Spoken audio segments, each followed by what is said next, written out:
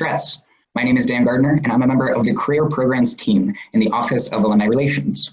Today's webinar is sponsored by Boston University Alumni Relations and is offered to our more than 300,000 alumni around the globe. Throughout your career, BU is committed to helping you define and achieve your professional goals. We aim to do this by providing alumni with a series of valuable online tools and social media communities. It's important that we get your opinion on how we're doing, so please be on the lookout for an Alumni Career Week survey. You'll see that in your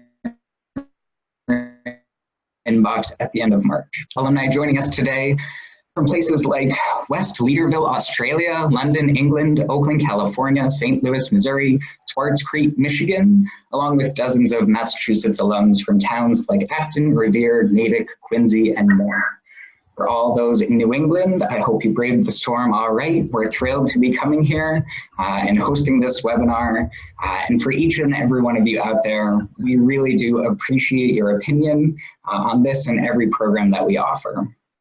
Now, before I introduce today's speaker, just a couple of housekeeping notes. As you know by now, this webinar is being hosted on our new Zoom online meeting platform. And if you experience any trouble with the audio or visual portions of the presentation, we're going to ask that you please contact Zoom support. And you can reach them, if you want to grab a pen, at 1-888-799-9666. And if you need that number throughout the presentation, just throw it in the Q&A box and I'll send it right along to you. Today's presentation is being recorded and will soon be available for on-demand viewing on the Alumni Association website, found at bu.edu/alumni. Our speaker is very eager to answer any questions that you have, and you're welcome to submit them throughout the presentation using that Q&A box, and you can find it by hovering over either the top or bottom of your screen and selecting Q&A. Now, it's my pleasure to introduce our speaker for the day, College of Arts and Sciences alumni, Dr. Diane Kern. Dr. Kern is a licensed psychologist in Washington, D.C. and the state of Maryland. Her educational background consists of her undergraduate degree in psychology from Boston University, as well as her doctorate from the Catholic University of America. She has a psychotherapy practice and possesses a wealth of clinical skills and experience. She's also the creator of Happy and Healthy You mental wellness program, and the program consists of presentations, workshops, and writings aimed at promoting stress reduction and mental wellness in the areas of overall well-being, career satisfaction, and relationship skills as well. Dr. Kern's career-related workshops reflect her passion related to enhancing empowerment and success. Dr. Kern, thank you so much for being here today, and I'm happy to say the floor is all yours. Well, thank you very much, Dan. It's a pleasure to be here. Thank you for inviting me. And those of you who are participants, welcome to the seminar. I have a couple of questions to start this off. As you know, the title of this seminar is Career Happiness, Aiming for Success While Managing and Reducing Stress. So first of all, I would like to, address the whole issue of whether or not you believe that happiness determines career success, or whether you believe career success determines happiness. So how many of you believe that success leads to happiness? And how many of you believe that happiness leads to success? Let's see. And we do have responses rolling in for all those on the webinar. You can see the poll on your screen, and you can see those three options there. I'll go ahead and share these results. And Diane, I think you might be pleasantly surprised. Okay, I hope so. All right. Oh, wonderful. Oh, I am. Oh, listen, I'm preaching to the choir here today. So as it turns out, those of you that, as you see, the 81% of you realize correctly that happiness leads to success. And this is a reversal of the old tried and true belief that one's success, in other words, the harder one worked and the more success they achieved, especially with money, that would lead to happiness. So the research, and pretty much over the past 10 years, this research has been found. So as a result, we're realizing the importance of bringing happy to work, bringing your happy self to work. So again, you know, we want to focus on that today, and I'll talk about what this webinar is going to concentrate on. One more question I have, one more polling question. How many of you are currently happy in your career life? Let's see. And once again, you can see that poll on your screen. In my current career, I am happy none of the time, some of the time, most of the time, or all of the time. And we'll give you just a few more seconds to get your votes in. And Diane, okay, here come the results. Okay. Wow, okay, so here are the results. 6% are happy none of the time. So that's a very small percentage, which is a good thing. Some of the time, 58%. Most of the time, 31%. And all of the time, 6%. So that's very interesting. And we would like to increase that 58%, that second category, to most of the time. So now let me back up a little bit and talk about what this webinar will cover. This webinar is going to cover the issue of the importance and the role of happiness in one's career and work life, and particularly as it pertains to your being successful. We'll also talk about the power that we have over creating our own happiness, and then also some of the strategies that we can utilize in particular that have been found to relate to career stress. And I'm just going to quote one of the researchers in psychology who basically talks about how happiness is a choice. Actually, several of the researchers have come to that conclusion now. It is a choice. It's something that we have control over. So let me talk about the whole role of positive psychology. I'm going to start generally. Positive psychology, again, over about the past 10 to 15 years, took a shift from simply focusing on pathology, distress, and emotional pain to beginning to look at, hey, what is it that constitutes people being well? In other words, how is it that we can understand how most people are generally doing okay, even in the face of adversity? And how can we tap into that to then begin to help people attain that and to be more proactive about it? And it actually it's a much more preventive, positive approach to life. So as a result, there was a shift. And happiness, let me define happiness, because that's where we oftentimes get confused too. Happiness is not just some very periodic sense of being elated. You know, that has its place.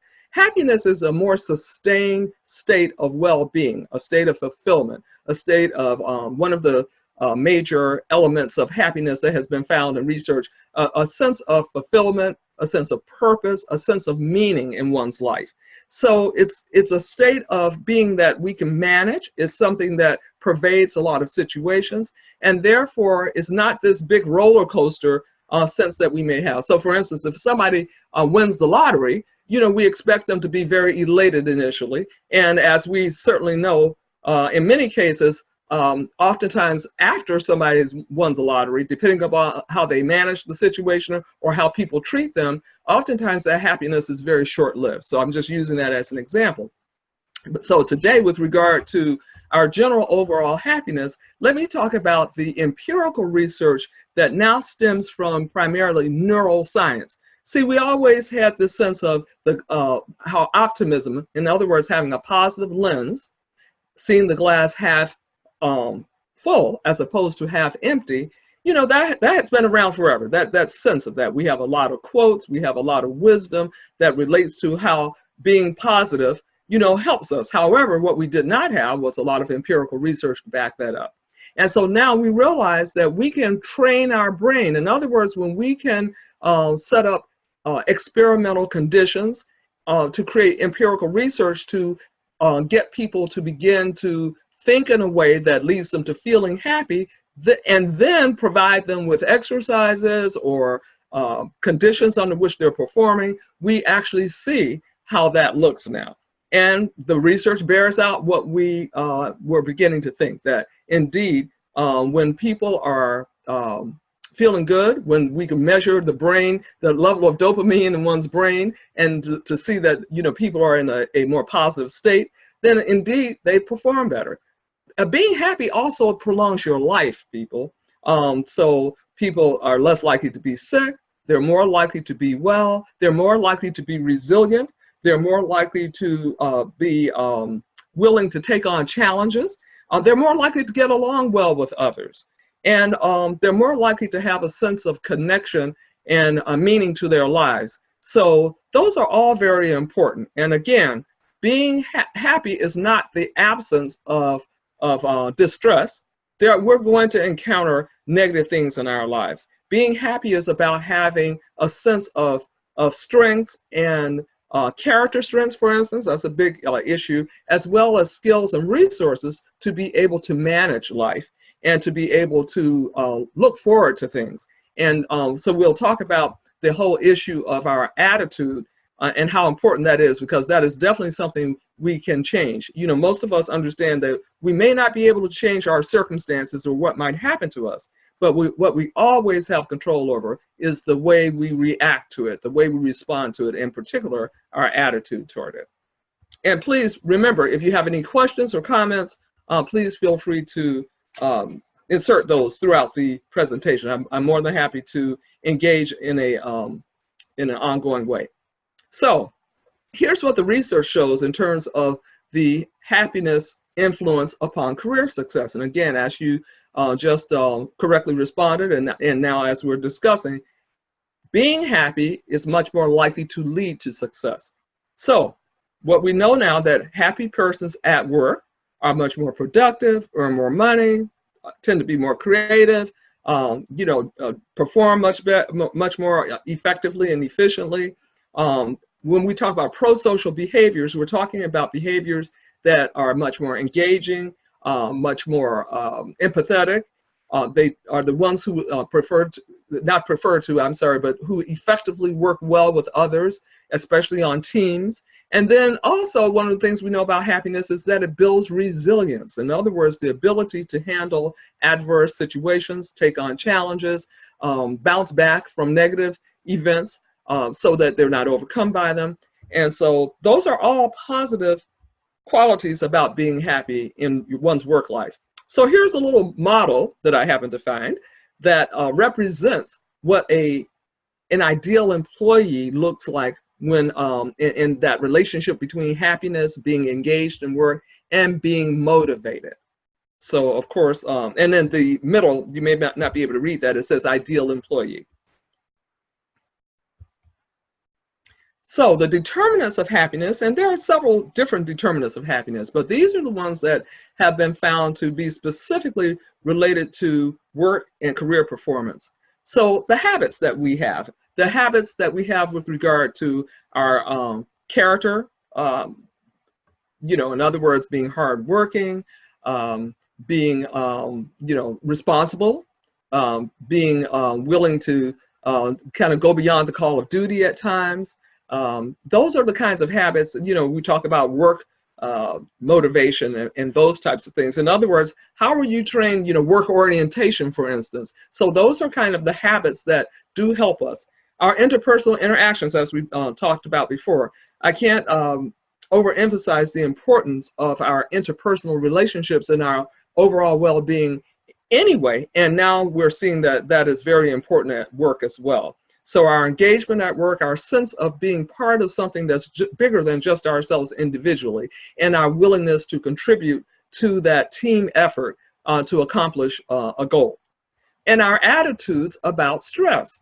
And we're going to zero in on that quite a bit. In other words, what are your expectations around stress, and how do you manage stress? And again, that whole issue about, when we talk about positivity and positive psychology, one of the terms we use is optimism. In other words, having a positive outlook on the likelihood that things can get better, as well as having a positive outlook in regard for oneself and being able to utilize that.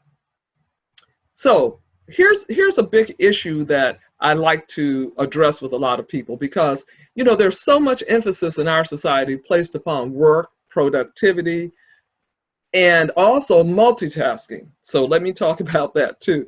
But as you see this representation here, ideally, in terms of being well, in terms of being healthy, in terms of being happy, ideally we should have some balance between our work and the rest of our lives. Now, as it turns out, we do happen to spend most of our waking hours at work. So that is why work is so important. However, work does not define you. We are much more than just what we do to make a living.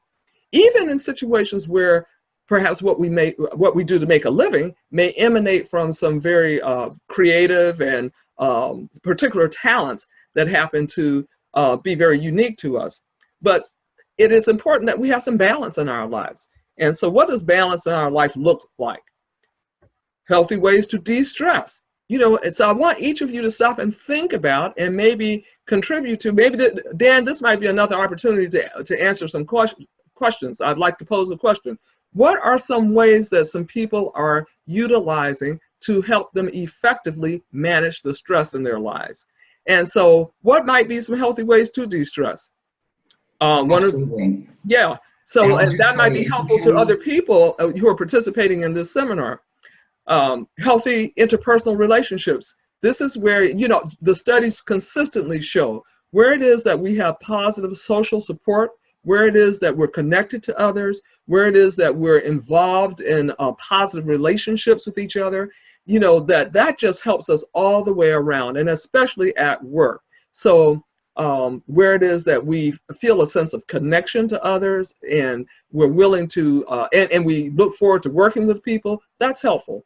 Having healthy habits. How many of you get sufficient rest, for instance, and even take a break sometimes? That's important. And you heard me refer to this whole notion of multitasking and how frequently we tend to over-glorify that, especially in our society. Well, guess what? The neuroscience shows that multitasking is really not a healthy thing to engage in, and our brains are really not set up to work most efficiently by multitasking. In other words, when we are too distracted, we really do not function very effectively or efficiently. So we tend to do a lot better when we're focused, when we tend to focus on one thing at a time and do that well and move on to something else. So that's very important that we recognize what are healthy habits as they relate to our work life.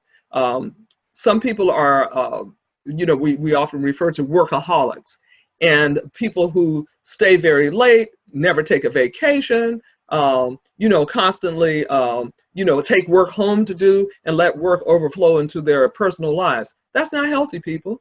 You know, again, that's the opposite of having balance in one's life. So what we realize, and again, the neuroscience backs this up, is that when people have other sources of fulfillment in their lives, you're much more likely to refuel, as you'll, you know, frequently see in the literature, re-energize, get refreshed, and that helps you function better when you go to work. You look forward to going to work because you had a break, and you realize that even if something negative is happening at work, that's not overshadowing your life. At least you realize that you have some other sources of well-being. You have some other sources of being able to sustain yourself, to sustain your well-being. You can look forward to having some other outlets so that you can take a break from some of the stressful aspects of work. Again, having interests, hobbies, fun outlets. How many of you are doing some things outside of work that when you come back to work, you end up sharing with others a lot of times? One of the exercises I love to give to when I'm doing workshops with work in the workplace, in various workplaces, is having some of the employees share with each other some of the things they do outside of work, and it's often very entertaining and very amusing to see how people learn some new things about their coworkers as a result of some of their coworkers' hobbies. So it reflects other aspects of ourselves. A lot of so I've been in workplaces that perhaps were, for instance, law firms, where maybe somebody says, "Oh, well, I play the guitar," or "I, you know, am an artist on the side," or "I do photography." And a lot of times, people, I think in one case, somebody was a comedian, and so a lot of times people are very pleasantly surprised to learn something else about the other party. So keep in mind that we're multidimensional creatures. You know, we have more than just that academic, you know, mental side of us. You know, we have an emotional side, we have other aspects, that interpersonal side of us, we have that spiritual side, and so that's important. And then having ways to rest, taking a break at work. Taking a break at work. How many of you take a lunch hour, for instance? If you have a lunch hour, it may not be a whole hour, but just taking some time away from your task at the time. What we realize, again, from a physiological standpoint, from a neuroscience standpoint, is that it allows you to re-energize. I know my therapy office doesn't have any windows. So every now and then I realize, wait a minute, it's time for me to take a sun break. And I just go right downstairs to the lobby. And even when it's snowing outside or the weather is inclement, just being able to see some aspect of the daylight is helpful. And we know how powerful the sunlight is to our brain functioning, by the way, people. You know, that enhances our endorphins, by the way. So we feel better. Most of us feel better on a sunny day than on a cloudy, dreary day. So recognize how important it is that you take a break from your tasks periodically, and that's one of the reasons that, you know, labor relation law allows for, you know, some break time, because we realize we just can't work like machines incessantly and expect to be healthy. And Diane, I'm just going to interject here with a question from one of our attendees, if you don't mind. So this question is, I'm a freelance consultant who works from home. What do you recommend as a good approach to work-life balance for those of us where home is the workplace?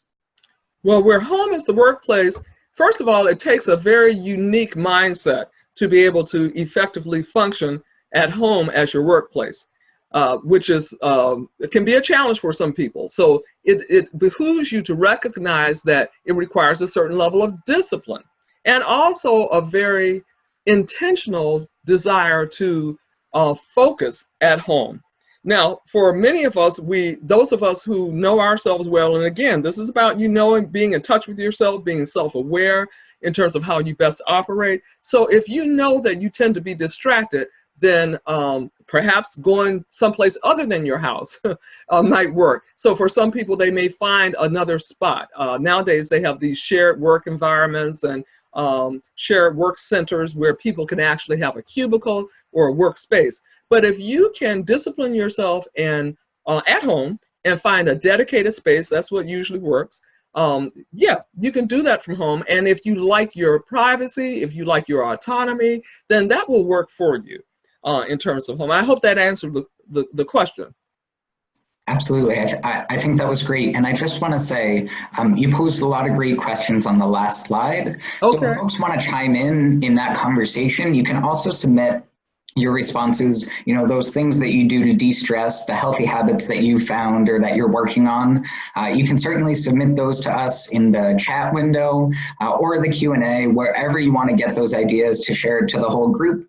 I'll keep an eye on both and we'll share those out throughout the rest of the presentation. That would be very helpful. But let me just go back to that last question. Again, self-awareness is key here. If you do not know how you best function, then you're in trouble. This is about you doing a self-inventory about what works well for you. So if you know that you like to have some degree of privacy or autonomy, that's kind of, you know, those are two of the aspects that kind of make working from home successful for people, then that may work for you. But if you know that you work best when you're in the presence of others, then obviously working from home will not be the best option for you.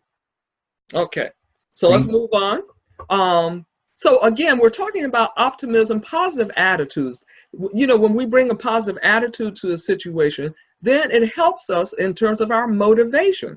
So here's an example of how that works. Now, if you see this little character on this stair step, you'll notice that when the character was engaging in negative thinking, I won't do it, I can't do it, the character's sitting down. The character isn't even standing up. But once that character said, I want to do it, and that's something that I embrace a lot in my therapy with my clients. You know, I tell them to switch gears from being obligatory and being self-punishing and kicking themselves in the behind, so to speak, with all this high pressure. So I say, stop shoulding on yourself. And by should, that's S-H-O-U-L-T, by the way.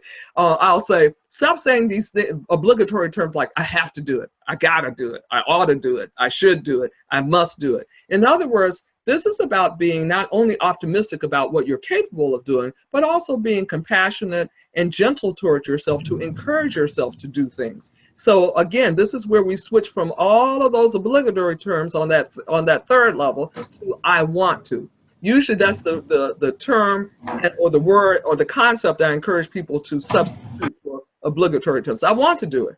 And then once we embrace the desire to do something, in other words, that's about feeling good about yourself. We tend to want those things that are going to make us feel better, right?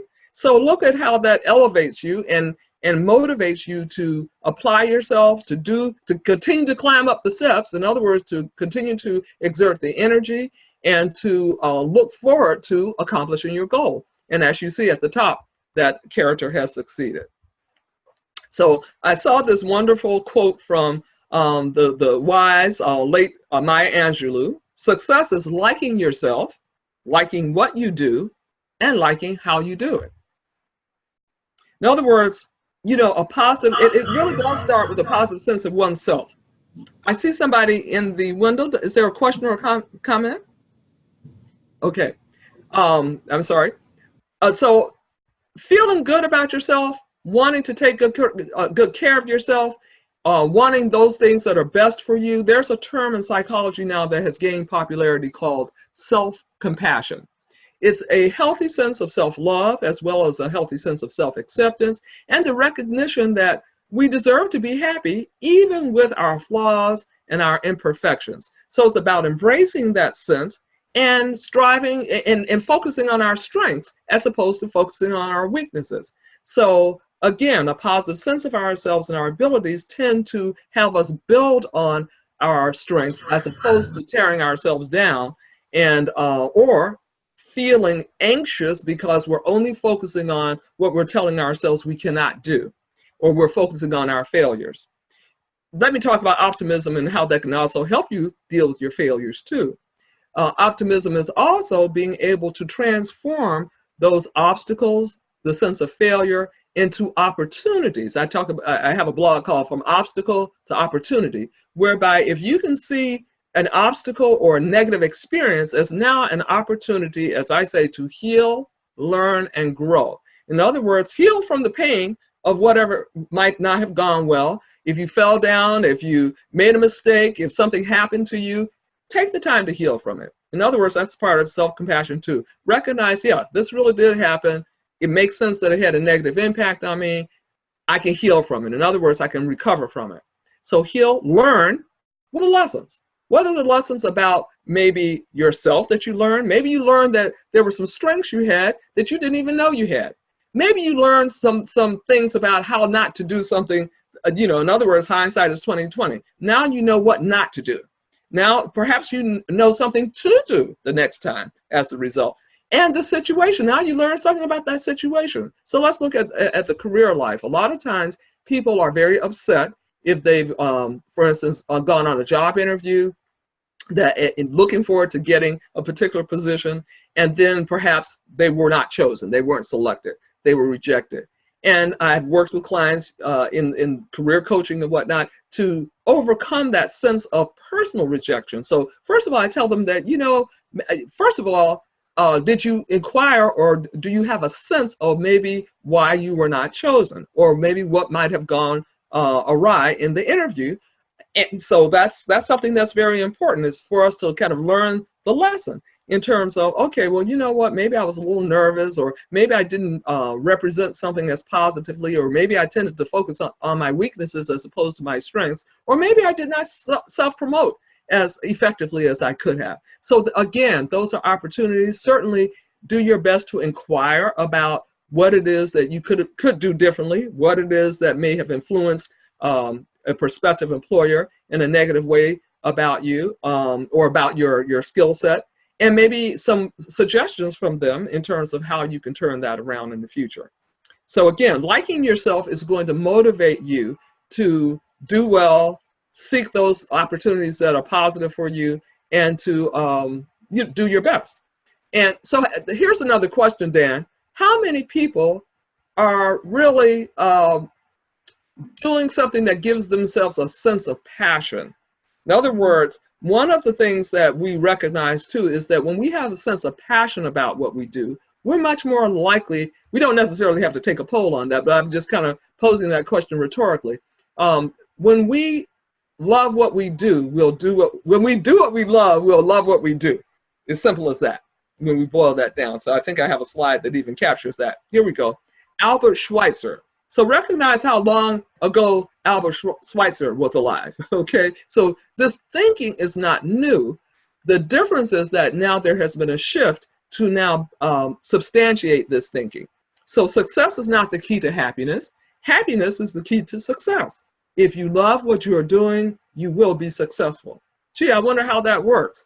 Well, we're going to be successful is because you're willing to exert the energy, the effort. You can foresee, in other words, an optimistic attitude will have you expect the best, and to realize that, yes, expecting the best does not mean, best outcome doesn't mean you're necessarily going to have success 100% of the time. What it may mean, though, is that when you do have setbacks, when you have failures, so those failures may be temporary, that you'll see them as temporary, that you won't feel defeated by those times when things aren't working out well. And that's what we call resilience, the ability to bounce back from failures or setbacks, not to allow them the power to overcome you. In other words, when you see yourself in the driver's seat, then you're much more likely to turn it around and I say flip it on its head. Hey, how can I use this negative situation or this failure in a way that can help me? So again, as you see this little 3-circle diagram here, if you do what you love, what you're good at, and what pays well, in the middle you'll see #win. That's a win-win-win situation. If you see the other overlaps, if you're only doing what you love that pays well, it's just a dream. If you are doing what you love and what you're good at, you're happy but poor without it paying well. And if you're doing what you are good at that pays well, you're rich but poor because you're not doing what you love. So recognize that it takes all 3 of these elements to really have a true win. One of the major researchers in this whole positive psychology arena is Dr. Shawn Achor. And he has really zeroed in on how happiness really does contribute to career success. So, in fact, he has a book, and at the end of the presentation, you'll see that I do have the citation for his book called The Happiness Advantage. In other words, it's important that we recognize, as we talked about a little earlier, that when we are happy, it gives us a huge advantage overall in terms of our overall well-being, and specifically in ways that help us in terms of our career life. So here are some 5 different practices that he found, and again, this is empirically based on research. These are practices that he has found that when people engage in any of these practices for 21 days, they can increase your positive emotions. They can increase your sense of happiness and fulfillment that then can be instrumental in leading toward your career success and your engagement and motivation and your creativity at work. So I'll just go through those items. First is jotting 3 things that you're grateful for. Some of you may have heard of the gratitude journal. Some of you have heard of people refer to the attitude of gratitude. So what we're talking about here is adopting an attitude of appreciation, an attitude of focusing on those things in one's life that work well, the things that are strengths. This is called, there's some theories around what we call strengths building. So for instance, even in the field of education, most philosophies now around teaching people have to do with building on one's strength. We can build on something that's there. Now that doesn't have to require us to ignore that we may have some deficits or some areas to work on. So that's again, that gets back to that self-compassion concept. In other words, we can recognize we're not perfect, but it doesn't mean that we are lacking to the degree where we can't do anything. So when you use what you have and you appreciate what you have and you build on what you have, when you do that, that also allows you to sometimes address those shortcomings, those weaknesses. So again, focusing on what one is grateful for significantly enhances one's happiness and one's mood. So recognize how powerful that can be. Number 2, write a positive message to someone in your social support network, or perform some random act of kindness. Most of us feel better about ourselves, and we feel good when we've done something that somebody else appreciates, when we've done something to contribute to someone else's happiness. And of course, that tends to be mutual. Think about that. When we do something kind and nice for somebody else, it tends to come back to us. My mother used to say, a closed hand cannot give anything. It also cannot receive anything. And so therefore, it makes sense that when we have this reciprocal, open, compassionate, empathetic, and generous spirit within our interpersonal relationships, that it becomes synergistic. So, so that works in our lives in general. It also works in our lives at work. In particular, one of the ways that applies in our career life is that oftentimes these are folks, successful people in their careers and in the workplace, oftentimes will go beyond the call of duty at times to help somebody else at work. Maybe they see that, oh, wait a minute, you know what, I can mentor that person. Or, you know what, that person is struggling with this task, let me help them with that. And so oftentimes that, puts you in a position to strengthen your own skills as well as to become a leader.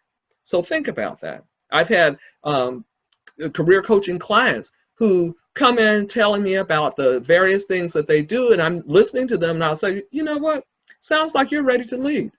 So oftentimes it's those experiences that can build up your own, especially those of you who have not yet ascended to some kind of official leadership role or role of official authority.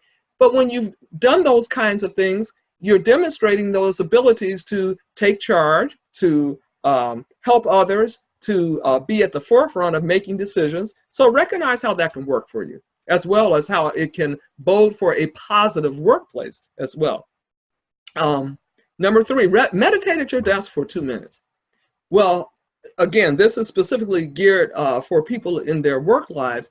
I'm a big proponent of meditating in general, or getting quiet.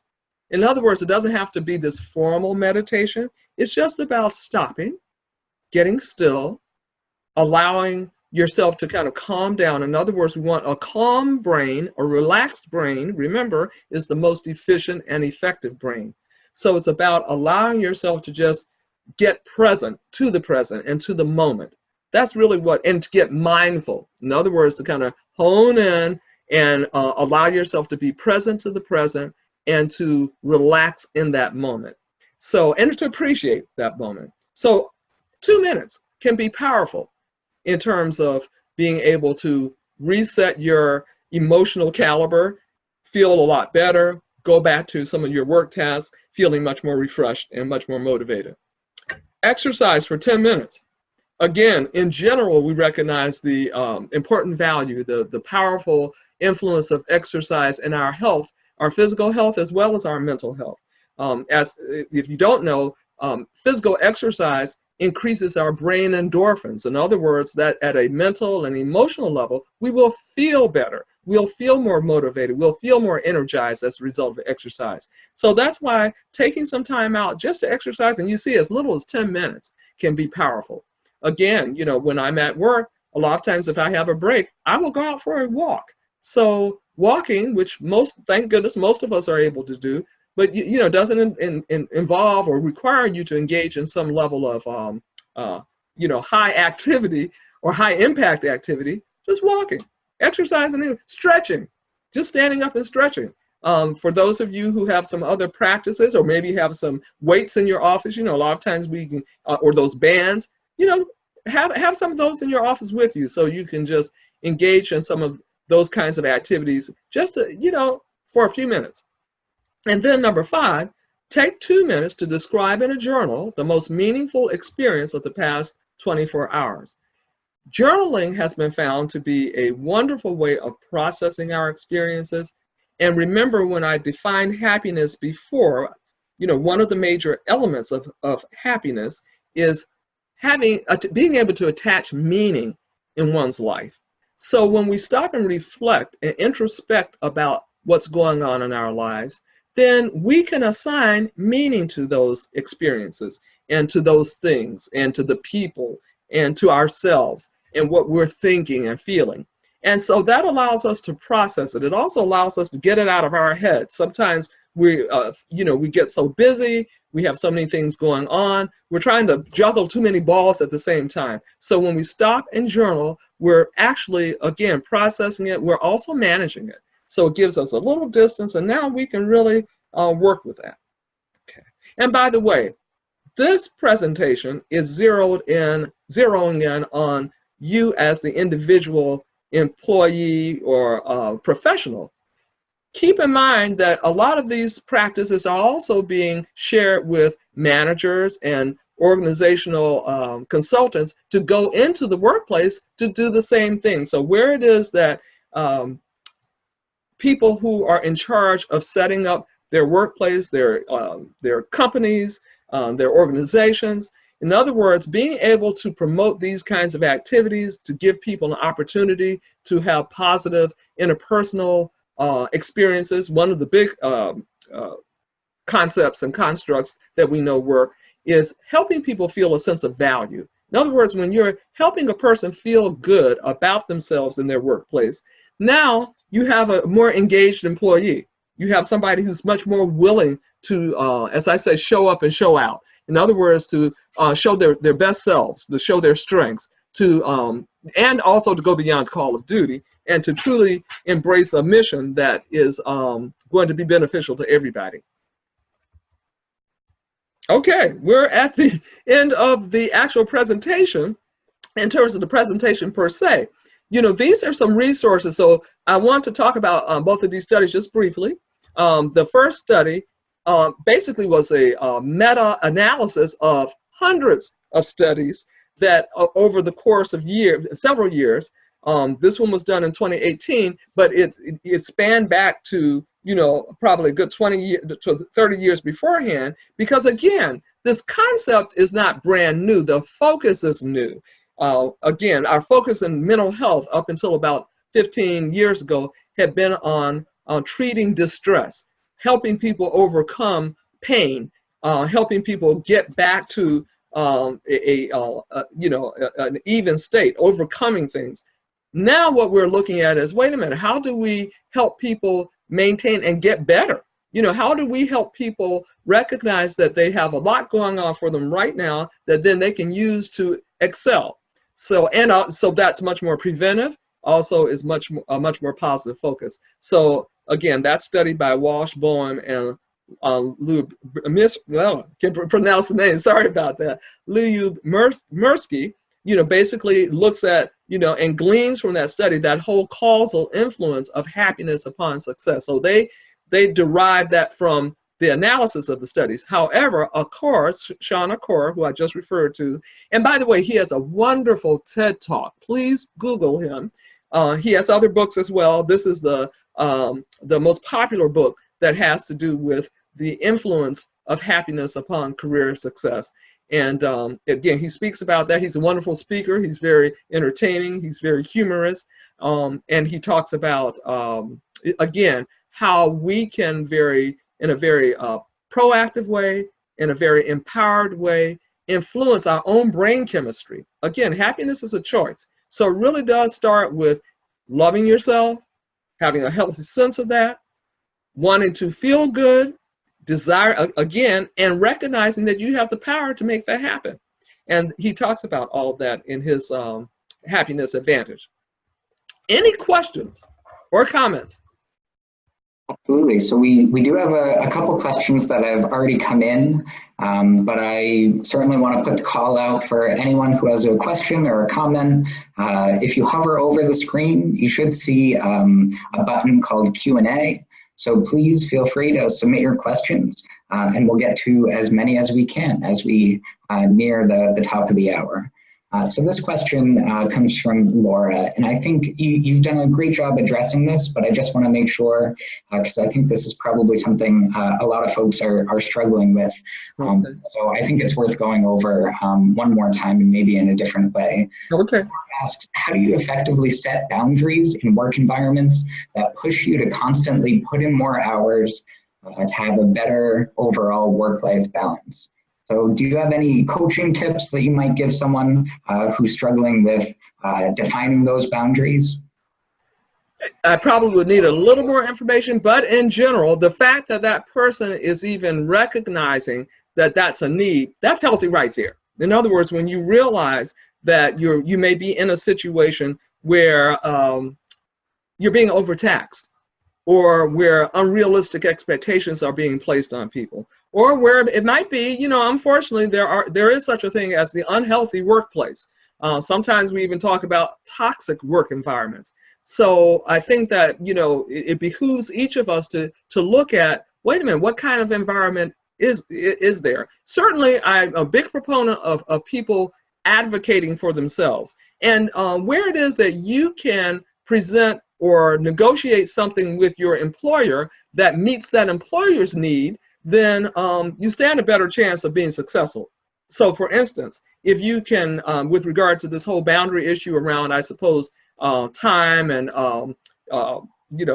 schedules and things of that nature, if this individual who's posing the question could at least present to the employer how perhaps being overworked or having unrealistic expectations or expecting people to work way beyond reasonable limits, if that is actually resulting in people getting sick, people feeling disenchanted and detached from their work, people feeling disillusioned and unhappy at work, feeling less motivated, then guess what? That's not going to work well for that employer.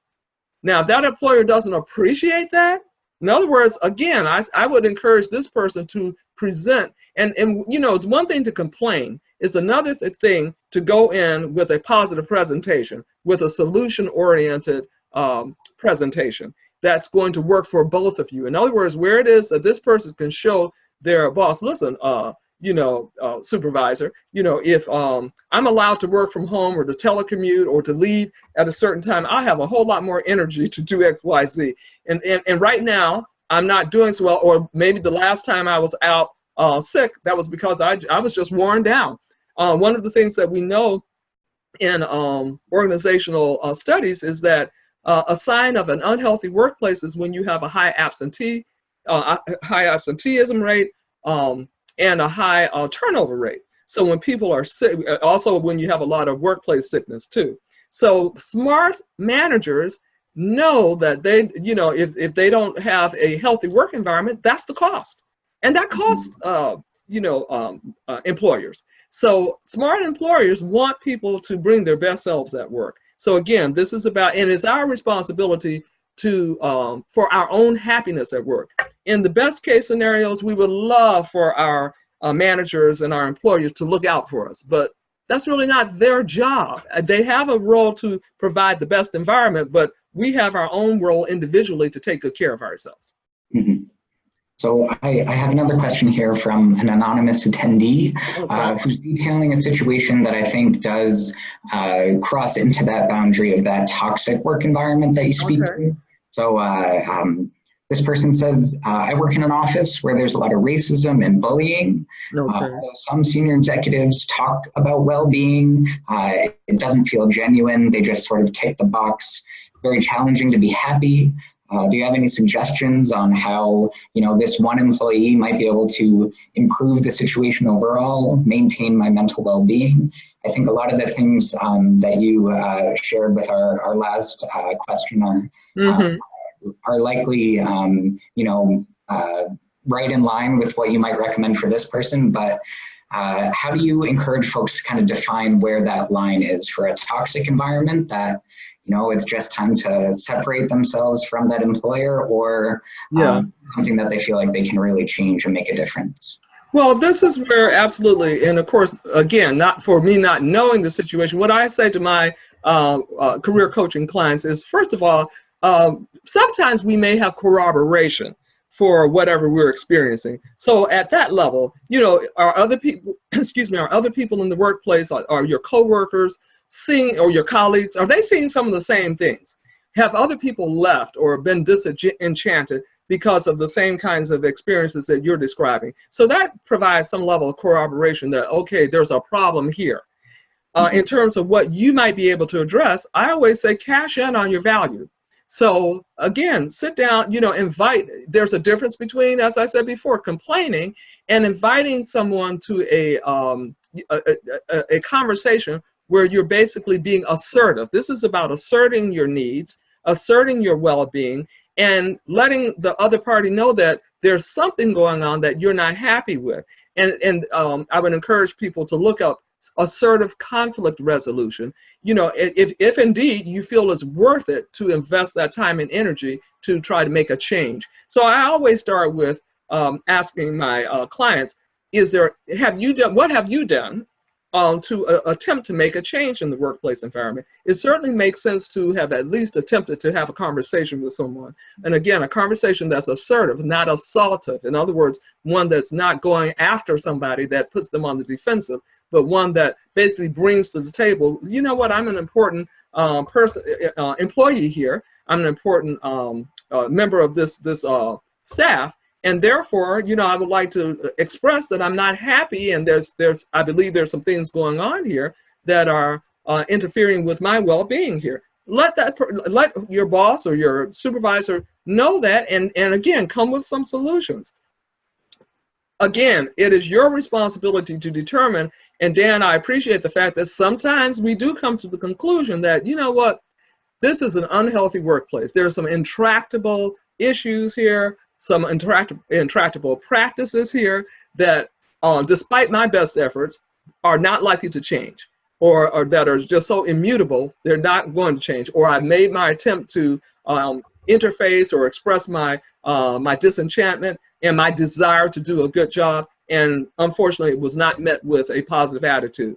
So when we reach that conclusion, when we can see that pretty clearly, then it may very well be time to move on. And sadly enough, there are some unhealthy workplace environments. And so, and it behooves us to decide to what degree, I always ask, to what degree is there something going on here that you want? If you want a promotion, if you feel that you've been discriminated against, are you willing to fight for that?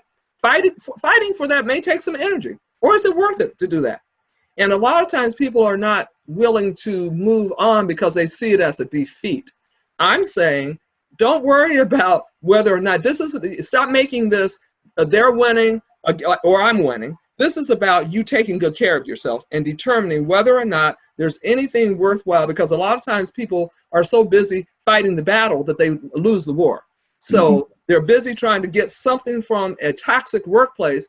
They may get that promotion or they may get that bonus, but they're still in a toxic workplace. And so it is important that you recognize that. On that note, just to have some level of corroboration, as I referred to with the last caller, talk to somebody who's also in your profession, if possible. Talk to an interested, trusted party. If they're there in that workplace, that's great, because then they at least have some sense of what's going on. But even if they're not, you know, find a mentor, find somebody you can confide in who can listen to you with a more objective perspective and with a caring perspective, and kind of help guide you as well. That's great. And I do want to get to just one more question. This comes from Brianna, and, you know, separate from the conversation on the toxic workplace, Brianna's asking, how do you balance taking on a new role or a promotion that will further your career, but it could also bring a lot of stress? You know, you might be comfortable in your current role, but in order to take that next step and move up the ladder, you know, it's pushing you outside your comfort zone. So how do you encourage folks to think about that balance? So there's a reason she's even considering it in the first place. In other words, again, I think the issue is about focusing on two things: on what you want. In other words, what is she looking forward to? You know, Brianna, what are you looking forward to? You know, what are you looking forward to attaining? And to be able to also, the second thing is to focus on her strengths. In other words, again, that's the other part of the reason that she's even considering advancement. Oftentimes we're uncomfortable. Don't let your fear, by the way, that's the kind of fear that's, that we call it, you know, negative fear or unhealthy fear. You know, the role of healthy fear is to let us know there's a real danger. But the kind of fear that gets in our way and hinders us is false evidence appearing real. So again, bring to the table, you know, challenge that underlying sense that's eroding your sense of comfort and your sense of confidence. recognize what you're competent in. When we can focus on, remember I talked earlier about our strengths and how they help us to feel good about ourselves. Recognize what your strengths are. Recognize what your accomplishments have been there. Recognize what your experiences have been that now you can build on, and bring all of that to the table. The more and more you focus on what you have going for you, the less room there is for all that anxiety about failure. Usually the kind of fear that Brianna's talking about is a fear of failure. But sometimes it's also a fear of success. It's a fear that, wow, if I get there, can I manage it? Am I able to sustain it? And again, that's that false evidence appearing real. So look at the real evidence that has gotten you to this point. In other words, the evidence that says, wait a minute, here I am at the precipice of considering an advancement or some, a more responsible role that I want. So focus on your strengths and see the real evidence that you have that would suggest that you will be successful. That's great. And thank you again for taking all those questions. Thanks to those on the webinar for asking really great questions. We've got a number of comments coming in just thanking you for your presentation, wondering if the slides will be available after the fact. Absolutely. And we will be sending those out after the presentation concludes. So thank you, Dr. Kern, for your willingness to share this presentation so folks can take it back to their teams, their colleagues, and share this knowledge. I would also encourage folks, if you're interested in getting in touch with Dr. Kern directly, please, go ahead and reach out. Her email, her phone number, website, blog are all on your screen now. I would certainly encourage you to get in touch if you have an interest in continuing some of these conversations. So, Dr. Kern, before I wrap things up, do you have any last words?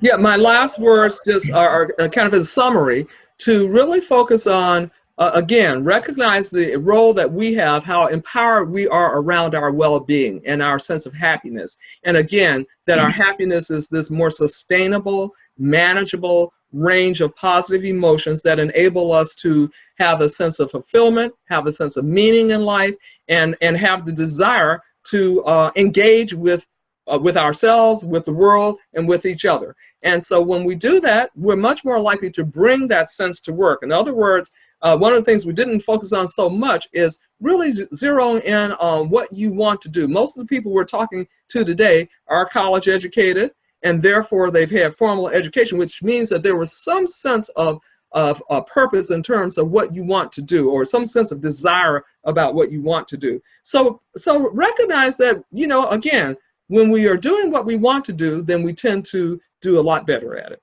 So again, therein lies the undercurrent of success and happiness. All right. Well, Dr. Kern, thank you so much for your time today. I really appreciate you, sharing all that you've learned, all the empirical research on this notion of happiness and career success. So on behalf of the entire BU Alumni Association, I just want to say thank you once again. Thank you, Dan. It was my pleasure. And thank you for providing this forum. And my thanks also go out to all of our guests for participating today. I specifically want to thank those of you who have donated to BU in the past. We couldn't put on programs like these without your support. And I'd like to draw your attention. We have several more really great webinars coming up during the month of March as part of our Alumni Career Week series. We have presentations on salary negotiations, returning to work after a break, leadership, communications, and you can find all the details and get signed up at bu.edu/careerweeks. And as always, if you or any BU alumni you know would be interested in presenting a professional development webinar or have a topic you'd like to showcase for the BU Alumni Association, please feel free to contact me. You can reach me through the Alumni Relations Office or directly by email, dangard, D-A-N-G-A-R-D, @bu.edu. Thanks everyone for your time, and I hope you have a great day or a great evening wherever you might be. Take care.